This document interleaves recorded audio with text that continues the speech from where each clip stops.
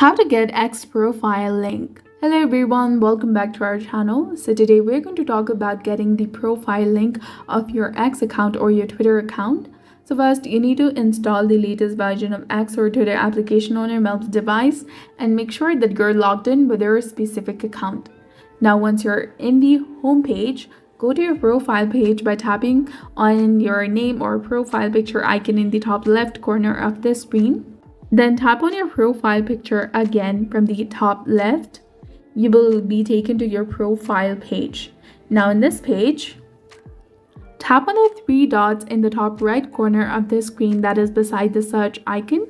You will see three different options of share, draft, and list you're on. Tap on share. Now tap on copy link. You can see that the link has been copied to my clipboard. Now you can go ahead and paste it wherever you want in your chat or you can share it with your friends or whoever you want. So that's it for this video. This is how you can get link of your X or Twitter profile and share it among your friends. So if you found this guide helpful, please like, share, and subscribe. Thanks for watching, and we'll see you again in the next one.